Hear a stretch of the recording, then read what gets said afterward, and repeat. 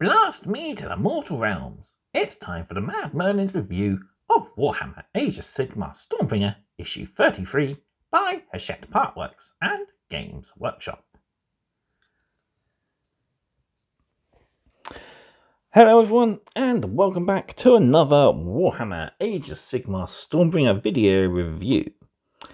So today's issue is issue 33 and it brings us the Knight-Judicator, a brand new hero for our Stormcast Eternals, and his loyal Gryph-hounds.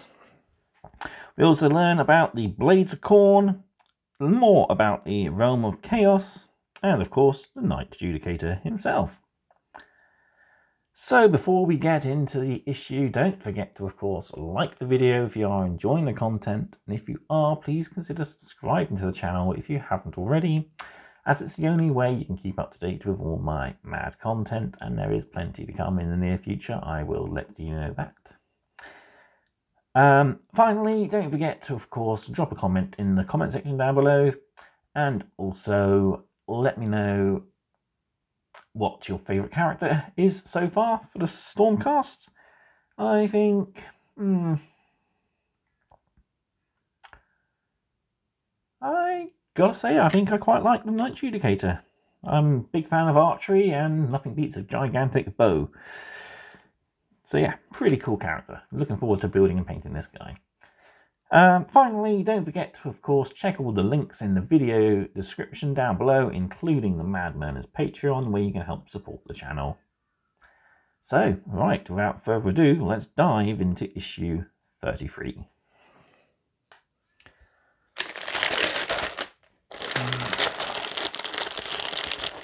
Alright, open her up.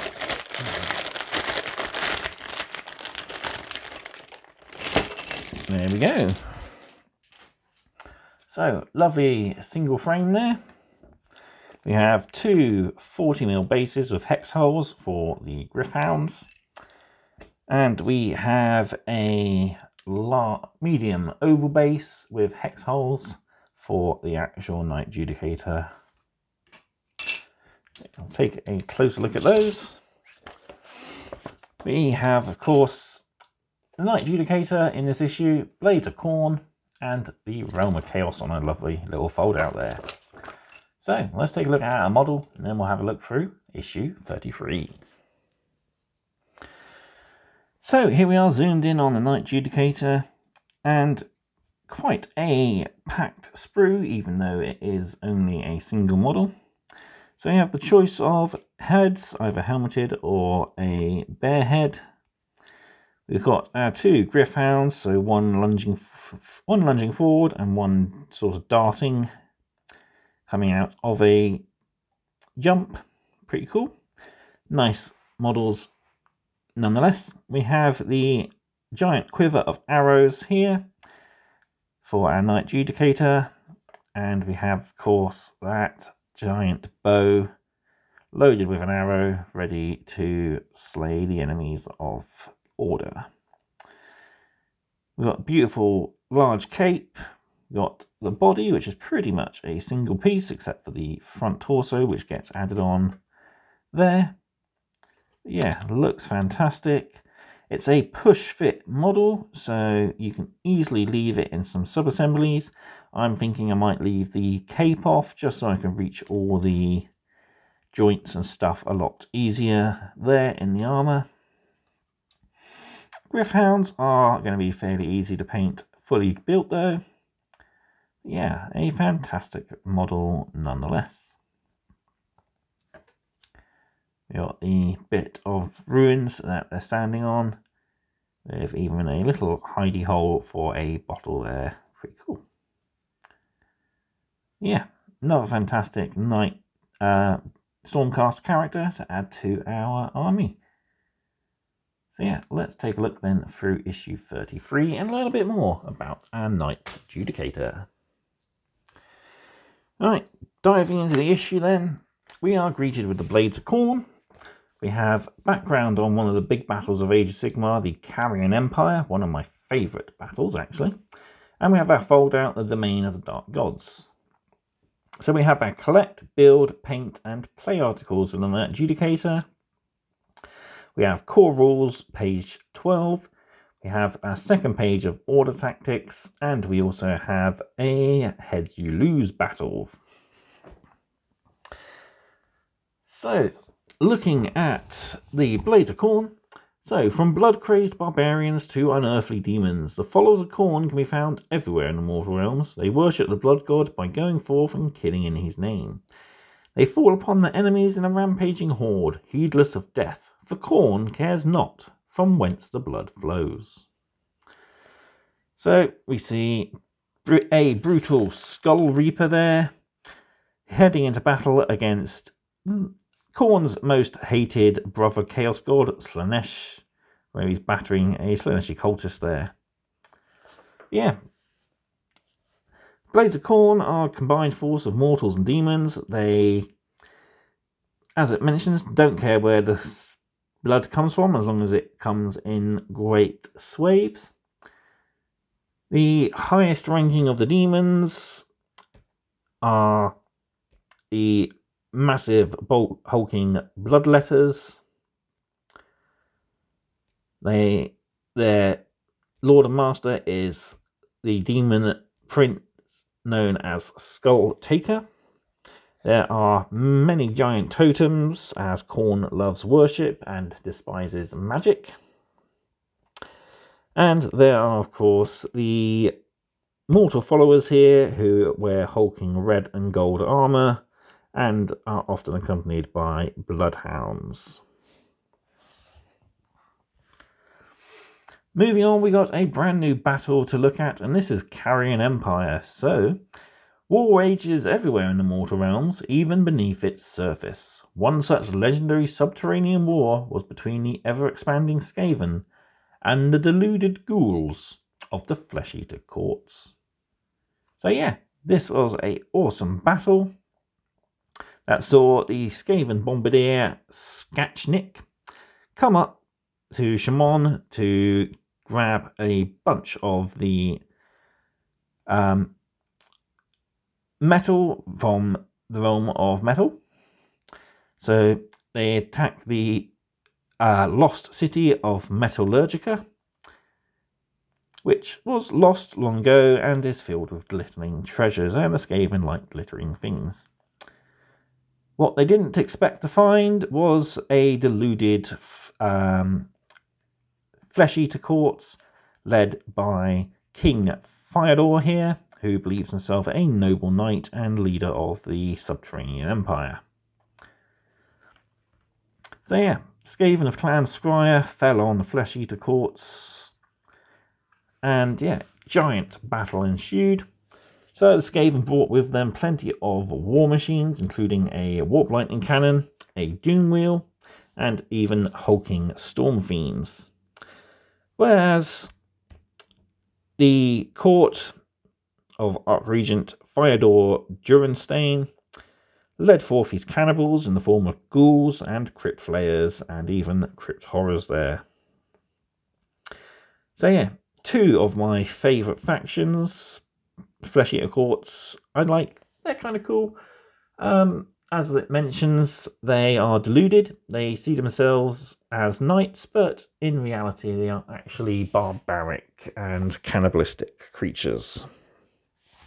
And the Skaven, I just love the mad machines and machinations of the Ratmen of Chaos. Moving on, we have our collect article for our Knight-Judicator. So the crackle of a Knight-Judicator's arrows flying through the air is often heralds victory for the Stormcast Eternals. These master marksmen live to punish the wicked at extreme distances. A Knight-Judicator carries a range of arcane arrows to slay any foe they encounter and even call down Sigmar's wrath. So as usual, we got our tables to roll and get a bit of background as well as the name. And we also have a table for their hero traits, so how they particularly go to battle, and also gaining their last name. Then we can put the names down here, and we can also name our Gryph-hounds. And we've got our usual tick boxes for any great deeds we accomplish in battle.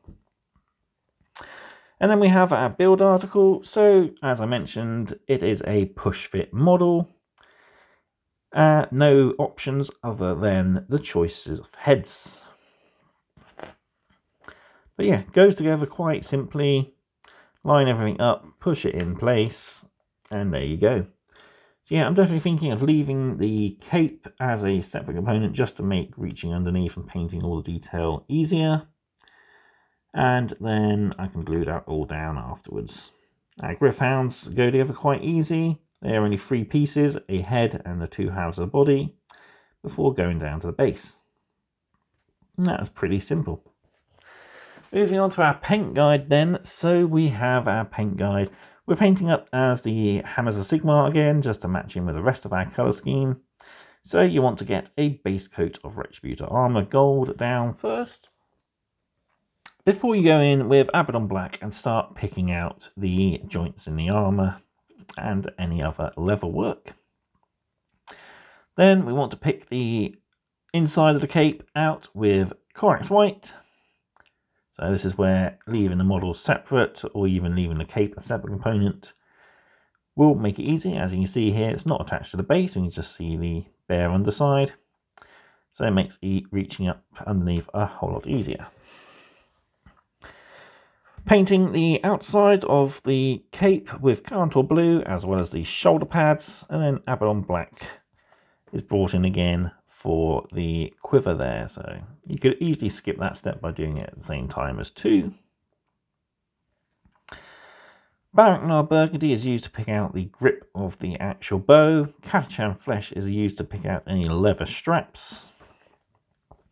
Wraithbone to pick out the drawstring, as well as any exposed pieces of flesh. And Parchment. So we've got a few little tassels hanging off the edge of our Knight-Judicator's quiver there. Lead Belcher is then used to pick out the heads of the arrows, the chainmail skirt, as well as any other small little details, such as the fittings on the drawstring there.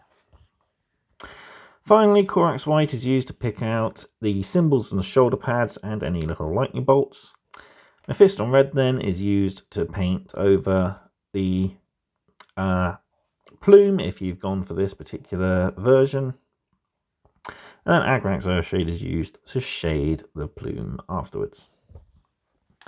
Painting our Griffhounds, so we're painting them both the same way. So we're using Griffhound Orange over Wraithbone, then Abaddon Black, Avalanche Sunset and Corn Red to pick out the details on the head, before using Retributor Armour for the collar. And then we're picking out the stonework with Corax White and then a wash of Agrax Earthshade. And that's our Knight-Judicator so far. So yeah, got little bits of exposed flesh there, which we'll be picking out once we get a flesh wash. But yeah, that's our models so far. They look kind of cool. Not too keen on the orange colour scheme. I think perhaps, excuse me, the orange would look better in place of the black, and then perhaps do the actual body just Wraithbone with some heavily thinned white from the flesh shade when we get it. That'd be pretty cool. Moving on then for our rules, so we got more about the endless spells. So there are predatory endless spells, which will seek out and actually attack the various different forces in battle. We have the priests here, so the priests can chant prayers, and they also gain the ability to dispel a spell. They also have Divine Wrath here, so unmodified chanting roll of 1. The chanting priest suffers Divine Wrath, where the gods give them the anger and hit them with a mortal wound. So there are also prayers, so Blessing, which is a prayer. If answered on a 4+, range of 12, will give 1 unit within range visible to the chanter a 6+ ward save. And they also have Smite, which is very similar to Arcane Bolt, which allows them to give mortal wounds out to enemy units.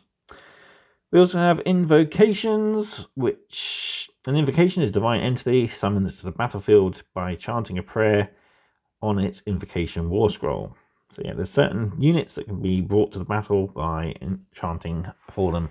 I believe a lot of them would be demons can be summoned in this way as well. So summoning invocations, you can banish them. If you have a priest on your side, you can banish your opponent's invocations. And then how to remove them, much the way endless spells work as well. Moving on, then we've got a little bit of tactics page focusing on the Knight Arcanum this time. So she's good at spellcasting, has good durability as all Stormcast, but she's not the best as it comes to melee, so you want to protect her with some bodyguard units like the Praetors or even the Vindictors there.